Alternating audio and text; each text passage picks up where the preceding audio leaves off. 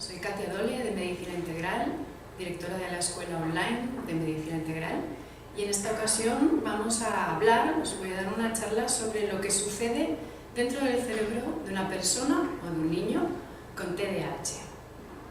Ese es el gran misterio que algunos de vosotros os preguntan, ¿no? Los padres se preguntan, ¿qué le pasa a mi hijo? ¿Qué sucede dentro de esa cabecita? Pues lo vamos a explicar, lo vamos a resolver. Es mucho más simple de lo que se piensa, pero también más complejo de lo que se dice normalmente o cuál es la respuesta de la medicina farmacológica. Entonces vamos a empezar por ahí y vamos a ver realmente qué está sucediendo en una persona con un TDAH, en esta parte del cuerpo. ¿Por qué la cabeza realmente no está separada del resto del cuerpo? Sin embargo, hay personas que no entienden ese concepto de integración, ¿no? De lo que nosotros vemos en la psiconeuroinmunoendocrinología, que es lo que realmente hacemos. Pero en esta ocasión vamos a centrarnos en la cabecita, en el cerebro. Vamos a mirar en el interior. Y lo vamos a hacer con ayuda de una prueba científica.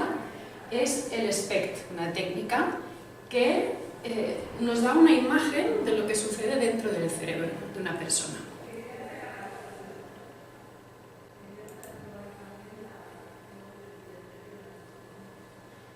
El escáner SPECT significa Single Photon Emission Computed Tomography.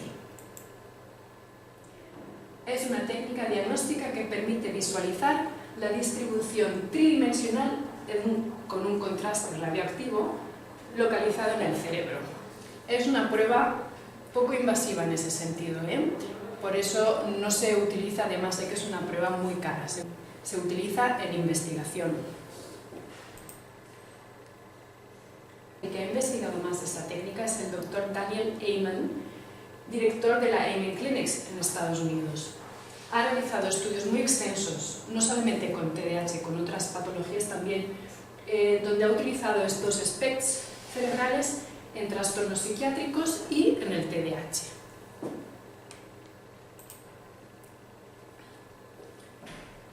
En España no se aplica esto ni en investigaciones ni para el diagnóstico. El SPECT, ¿qué tiene de interesante? Permite evaluar la perfusión sanguínea y la actividad metabólica cerebral. Podemos ver dos cosas diferentes que nos van a dar una imagen más completa de lo que sucede en el cerebro de un TDAH.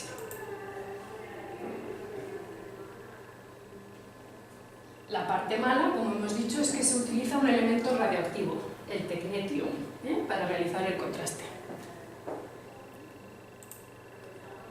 Bien.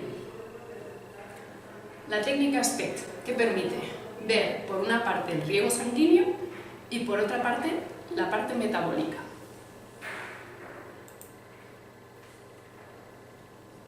Este es el cerebro visto con un SPECT, un cerebro sano. Es una imagen desde la base, estamos mirando, ¿no?, de abajo arriba, dijéramos, lo estamos viendo desde abajo. Vemos las formitas que tiene el cerebro, todas muy suaves, muy homogéneas. Nos muestra la perfusión normal, es decir, que la sangre llega a todos los recovecos del cerebro. Esto es lo ideal, esto es lo normal. No podemos tener un cerebro que esté mal irrigado en ciertas áreas, ¿verdad? Pero ahora viene la sorpresa. ¿Qué pasa en un TDAH? ¿Cómo está ese cerebro? Tenemos zonas de hipoperfusión. Tenemos la primera imagen, la de arriba, donde la flecha nos indica que hay realmente un hueco, un agujero, donde no llega la sangre. En este caso es la zona frontal, que es muy importante para el entendimiento y el razonamiento, también para la concentración. Cada niño es diferente, lo de que todos los TDAH son lo mismo no es cierto. Entonces, hay personas en las que el cerebro se ve afectado de diferente manera, que esto se ve en los SPECTs. Abajo tenemos otra imagen donde la mala circulación del cerebro varía un poco y afecta sobre todo a los temporales, además de a la parte frontal. Los temporales es un área del cerebro. Vamos a hacer esta reflexión, porque incluso aunque una imagen vale más que 1000 palabras, puede que a alguien le cueste entender, ¿no? ¿Qué significa esto? ¿Qué puede significar para una persona que no llegue sangre a ciertas zonas del cerebro? Que las más afectadas suelen ser la parte frontal, el lóbulo frontal que tenemos aquí delante, y los temporales, que están por encima de las orejas, en esta zona de aquí. Vamos a intentar meternos en la piel de esa persona, en el cerebro de esa persona. ¿Qué sucede si no me llega la sangre al área frontal, por ejemplo? Todas las actividades que realiza la parte del cerebro frontal van a estar disminuidas.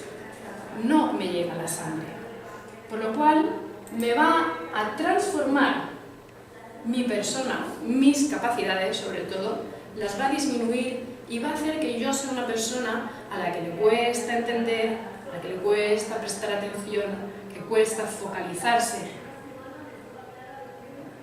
Y eso va a tener unas consecuencias en toda mi vida, no solo en los estudios.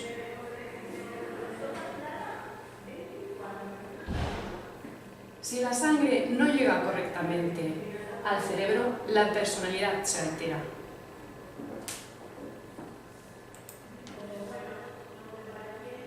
El yo original se desvanece. La hipoperfusión y las consecuencias emocionales van a cambiar dependiendo qué lóbulo está afectado. En este pequeño mapa que he puesto sobre el cerebro, he dividido las áreas, los lóbulos, las áreas del cerebro y el tipo de emoción que regulan, en la que participan, que modulan, que integran. En la parte del lóbulo temporal, que es este de aquí, vemos que regula la ira y la agresividad. Por mi experiencia, la experiencia que tenemos nosotros en la consulta, los lóbulos temporales suelen estar afectados, aunque principalmente es el lóbulo frontal. Lo distinguimos porque hay un problema para adquirir capacidades de lenguaje, de aprender a hablar, de coger vocabulario, puede haber una expresión torpe, pero también emocionalmente, sobre todo si se afecta el lóbulo temporal izquierdo, hay una tendencia a la agresividad, a la ira, al descontrol. Cuando me enfado me enfogueto mucho y tardo mucho en calmarme. Cuando se afecta la parte frontal, tenemos que entender que es nuestra parte cognitiva más desarrollada, en la que, por ejemplo, los animales no tienen desarrollada. Es donde está el razonamiento, el juicio, la capacidad de procesar información de una forma más intelectual, ¿no? Está también la imaginación, la coordinación y las emociones. Si no nos llega la sangre bien, toda nuestra personalidad va a cambiar, porque nos afecta de manera global. El resultado se puede ver a lo mejor en la discapacidad, ¿no? En los estudios a la hora de aprender por qué no nos concentramos. Pero el no concentrarse solo es una pequeña parte que está afectada.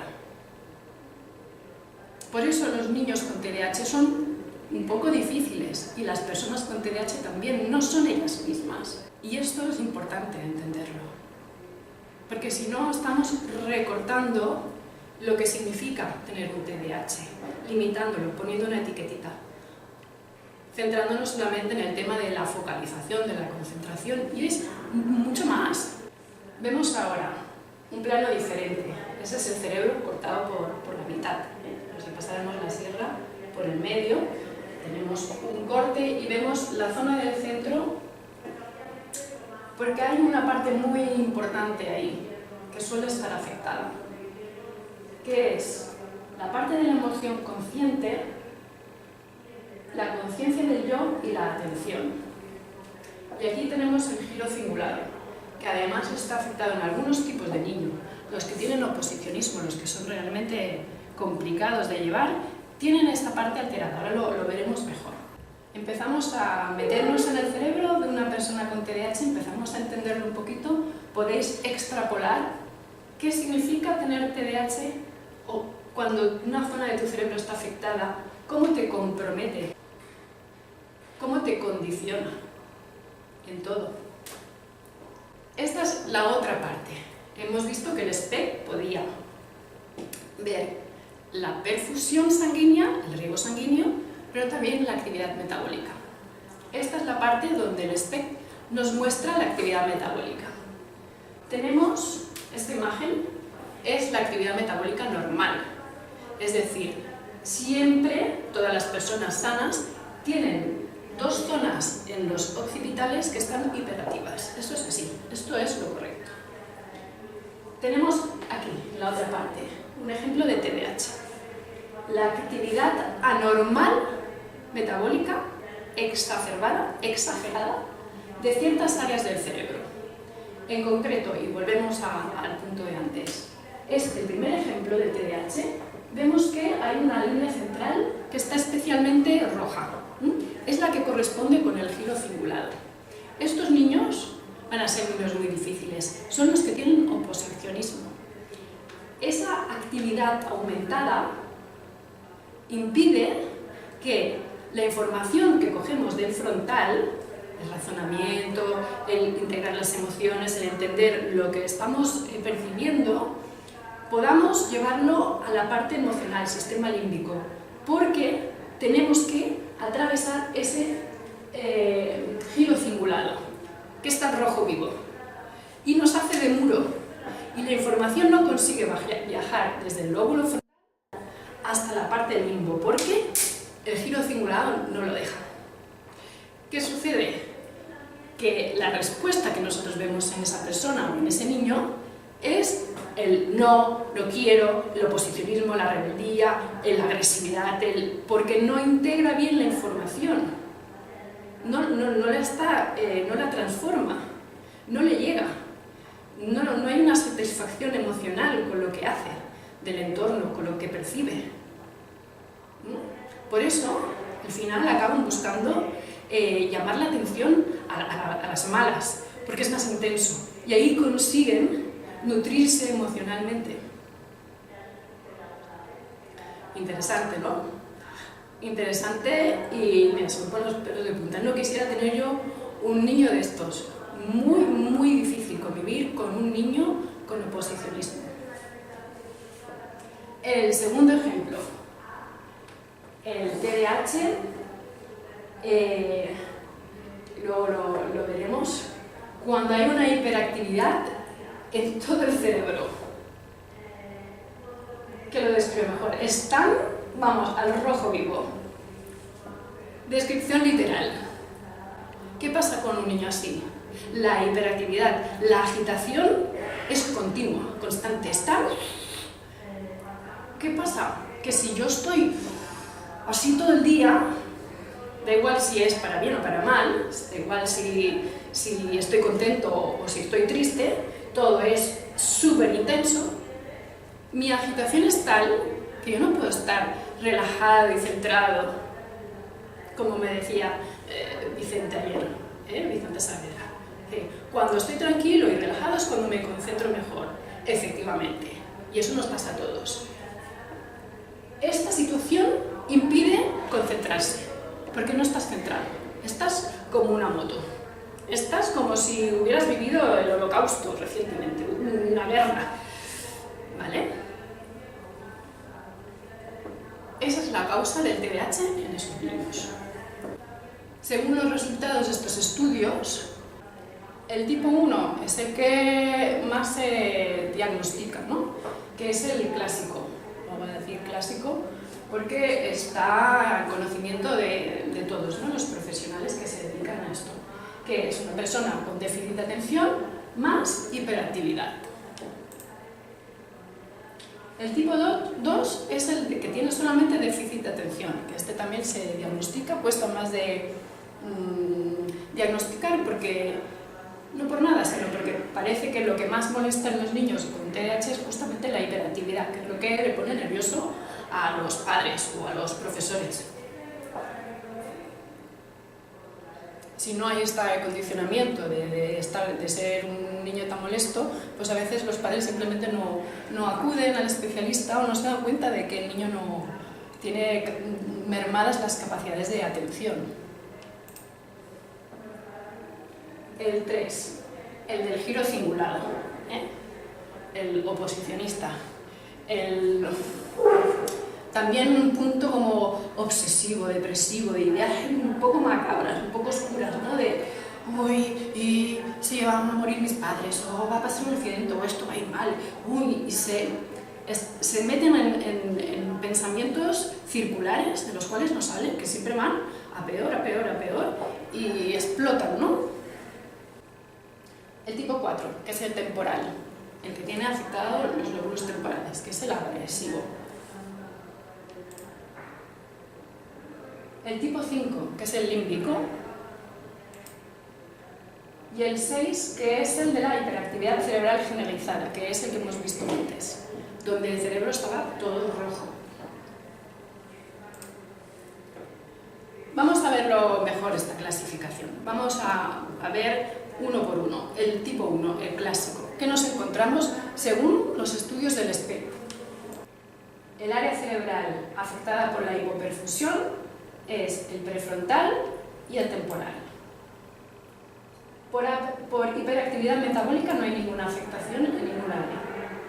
Y entramos ya en los neurotransmisores. Hay una disminución del neurotransmisor dopamina. Bien, aquí hay que hacer un pequeño paréntesis. La dopamina es la única alteración que se considera en la medicina farmacológica. Bueno, también están con la noradrenalina también. Concerta, os suena, ¿no? Sube la dopamina y supuestamente modula al niño, lo cambia y de repente se concentra. Concuerda solamente con el tipo 1. Vamos a ver que los otros tipos no tienen nada que ver y que no van a responder, por lo tanto, a este tratamiento.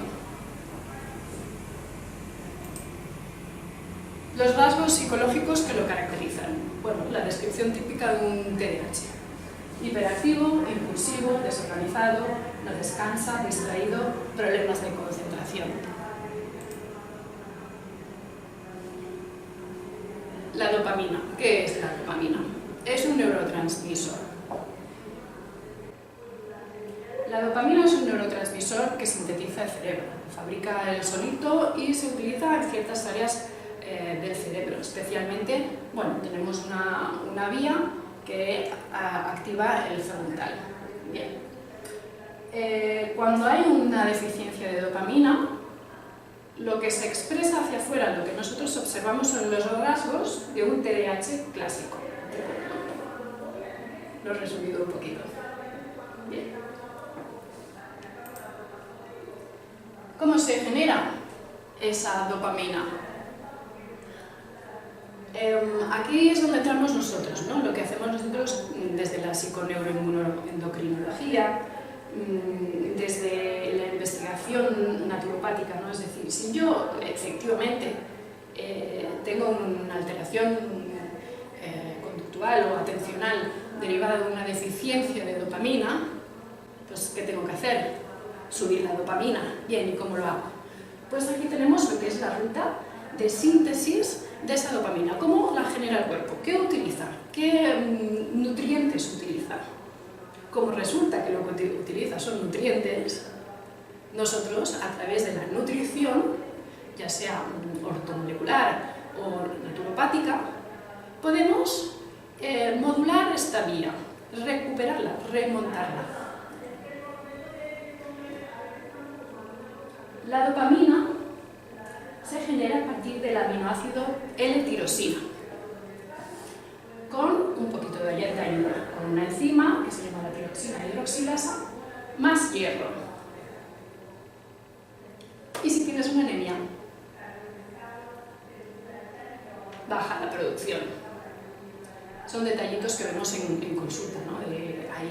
Eso es lo que a lo mejor no se entiende de lo que hacemos, ¿no? Sí, pero ¿cómo lo cambias? Bueno, hay que investigar un poquito qué le pasa a esta persona. Obviamente no le vas a dar hierro a todo el mundo, sino si efectivamente hay una anemia asociada, pues la causa puede ser cualquiera.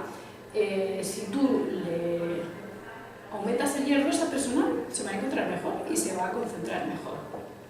El siguiente paso que hace es convertir esa L-tirosina con ayuda de la tirosina hidroxilasa más del hierro en L-dopa. Y la va a transformar en dopamina finalmente con la ayuda de otra enzima, la dopa descarboxilasa más vitamina B6. ¿Qué ocurre? Que muchos de nuestros niños, y también adultos, están desnutridos y faltan vitaminas B6 porque las vitaminas B están en los cereales integrales, no manipulados. Y a base de andar comiendo, y además en época de crecimiento, alimentos desnaturalizados, refinados, acabamos haciendo una deficiencia generalmente de todas las vitaminas del grupo B. A veces es tan fácil como introducir la vitamina B6 como suplemento y tenemos un aumento de síntesis de dopamina. Resultado, si es que es la causa, que esta es la clave, la persona puede concentrarse. El tipo 2, donde solo hay déficit de atención, son de estos niños que están en clase, ensoñados, mirando, no sé, el vuelo de las moscas, mirando por la ventana, son como muy felices, son encantadores, no dan problemas, pero no se enteran de nada. En clase están en las nubes.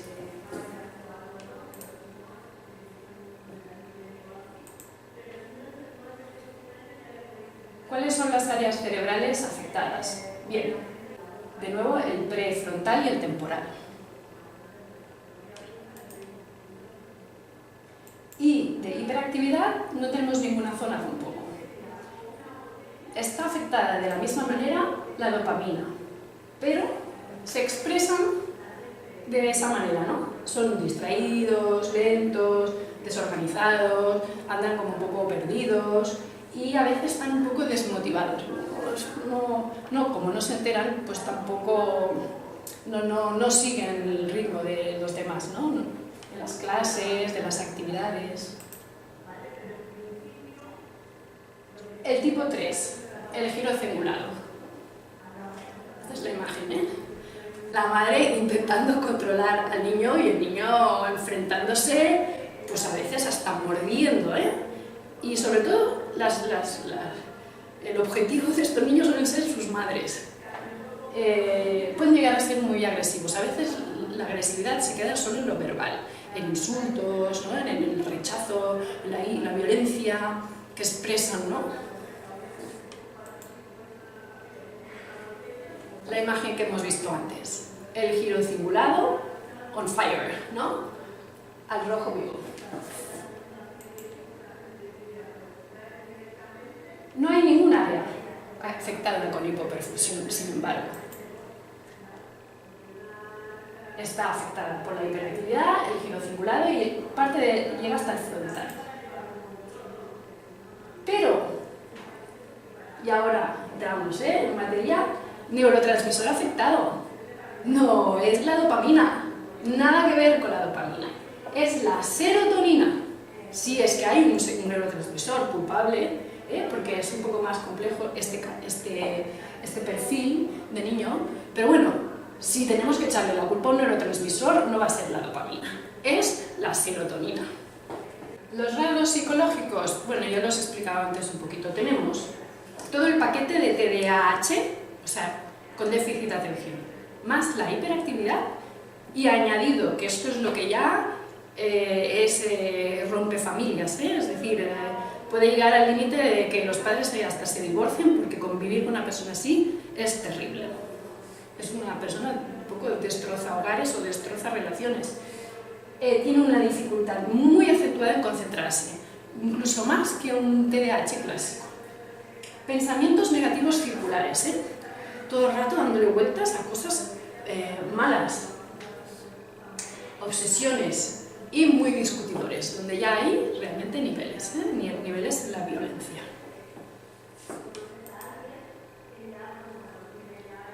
¿Quién no ha visto a un niño así? Sobre todo cuando son chiquititos. El tipo 4, el temporal. Son de esos que le meten y le zurran a todos. Es más típico verlo en varones, que a alguna niña también las hay de armas tomar.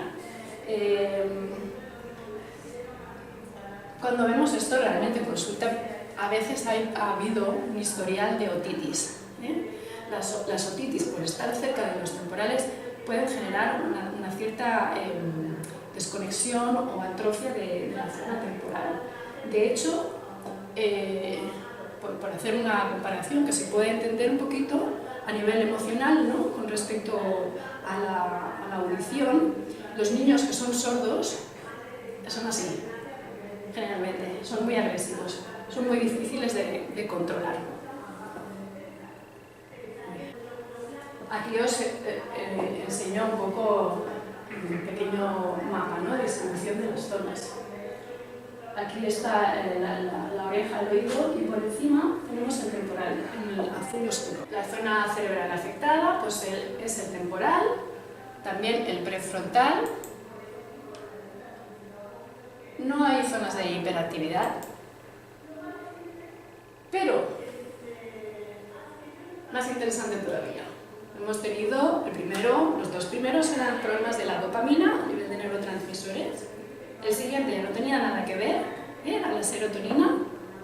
Y ahora, ¿cuál es el neurotransmisor que gobierna el lóbulo temporal? El GABA. Aquí no va a funcionar jamás en la vida un tratamiento farmacológico para subir la dopamina. Bueno, todo se ha dicho, como es un familiar, vamos a decir, muy parecido a una anfetamina, pues probablemente todos, incluido yo, aunque no lo he probado, metiéndote una anfetamina te concentras más y más horas. Pero no se está tocando siquiera la tecla correcta. Deficiencia de GABA. Los rasgos psicológicos, vemos problemas de memoria, porque la zona del lóbulo temporal interviene muchísimo en la memoria, temperamento agresivo, cambios de humor, dificultad del lenguaje, puesto que los temporales gobiernan también la adquisición del lenguaje, ¿no? Y violencia. ¿Qué sucede? Que los test que se hacen para diagnosticar son tan generalizados que un niño con estas características también da positivo.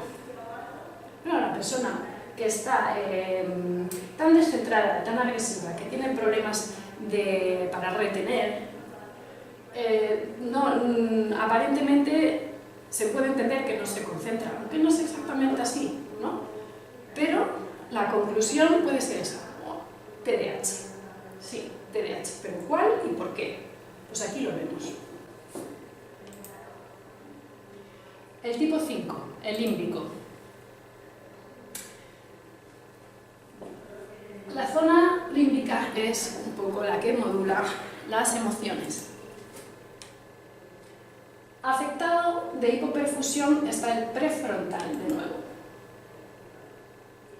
Pero tenemos una hiperactividad en el sistema límbico. Y el neurotransmisor afectado, hay por una parte una disminución de dopamina y por otra parte una disminución de noradrenalina o norepinefrina. Los rasgos psicológicos. Tenemos el paquete de TDAH clásico más una falta de energía, negatividad, tristeza, falta de interés en la vida. Perdón.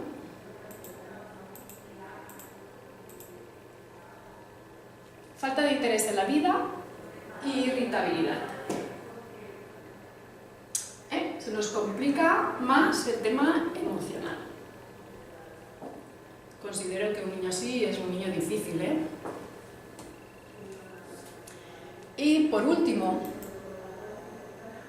el tipo 6. He puesto esta imagen porque es como muy característica y se da sobre todo en los primeros años de vida, hasta los 3. Luego se transforma, Hay una intolerancia a los estímulos sensoriales, desde el tacto, me pica todo, me molesta la ropa, las etiquetas y no sé qué, no quiero ponerme la ropa, hasta lo que es visual, muchos colores, se vuelven irritables, irascibles, hiperactivos, bueno, descontrolados, a lo mejor se entran en un supermercado, en un centro comercial, con muchas luces, con muchos ruidos, se calientan, porque la causa es esta, la que vimos antes, una hiperactividad metabólica en todo el cerebro, y cualquier estímulo externo hace que eso suba más todavía. En resumen, no tenemos zona de hiperperfusión, llega la sangre perfectamente a todas partes, pero tenemos una hiperactividad metabólica en todas las áreas del cerebro. El neurotransmisor afectado es el GABA, que ya lo hemos visto antes, por estar descendido. Y los rasgos psicológicos es una intensa hiperactividad y falta de atención y una hipersensibilidad sensorial, además de un habla acelerada, porque como están como una moto, cambios continuos de humor. Pasan de la risa al llanto, vemos un santiamén. Facilidad de enojo, son muy intensos, son niños intensos. Y algunos padres pueden pensar, es la personalidad. Bueno, efectivamente, en este caso, hay una deficiencia de GABA, que es el neurotransmisor de la calma. Sin GABA moriríamos, no aguantaríamos más de 2 días. Esto estaríamos con la moto, nos llevaríamos a la extenuación nosotros mismos. ¿Qué sucede? ¿Por qué está este cerebro así? El origen de esto no está en el cerebro. Estamos viéndolo ahora, pero no está en el cerebro. ¿Dónde está? Y esta es la causa del 80% de los niños que yo veo con TDAH. La causa no está en el cerebro, está en los intestinos. Pero esto otro día entramos ahí y lo vemos. Fascinante, pues, las conclusiones, ¿no? Fascinante adentrarse en el cerebro de un TDAH de verdad y no con protocolos, con cosas simples y recortadas a lo que a algunos les interesa. Esto es una aproximación, obviamente no es una clase de bioquímica ni de fisiología, es una pequeña charla de introducción a lo que sucede en la cabecita de uno de estos niños maravillosos con TDAH. ¿Cuál es la conclusión que sacáis? Habrá que buscar la causa, ¿no? Si queremos arreglarlo. Habrá que buscar la verdad que hay detrás, la razón biológica. Pues es cierto, que hay casos de TDAH donde es un problema social, es un problema psicológico, es un problema de educación. Bien, no es el perfil de pacientes que tenemos, obviamente. Los papás que nos traen a los niños no tienen este tipo de problema en casa. Pero es como todo. Hay información sobre el TDAH, pero es parcial, no es completa. Y eso puede convencer a cualquiera. Cuando tú solamente ves una parte del puzzle, una pieza, puedes llegar a y como ignoras el resto o te imaginas el resto, te lo inventas, llegar a unas conclusiones completamente equivocadas. Así es como nosotros resolvemos el TDAH. No es un invento sacado de la manga, realmente hay un estudio, ¿no?, sobre la causa biológica. la base biológica, las alteraciones que llevan a esa persona a expresarse de ese modo. Bueno, ¿por qué justamente a través de lo cognitivo? Es cómo se expresa el TDAH, no como trastorno. Ahí, quien teniendo las mismas alteraciones, por ejemplo, que hemos hablado a nivel intestinal, lo expresa con un gran eczema corporal, una dermatitis atópica. Pues otro niño lo expresa con un déficit de atención. A veces incluso el tratamiento es lo mismo en ambas cosas. Pero si no se ve el origen, si no se busca, esa persona va a seguir así toda la vida. Puedes mejorar temporalmente, pero ¿y la calidad de vida que pierde esa persona? ¿Qué va a pasar cuando sea un adulto?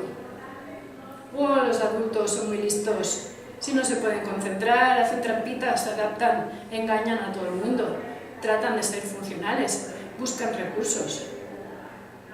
Pero realmente un adulto con TDAH no es el mismo, está sufriendo, no tiene esta calidad de vida. Así que os animo a todos a buscar las causas, informaros bien y aquí seguiremos informando. Nos vemos en más vídeos y más charlas. Muchas gracias.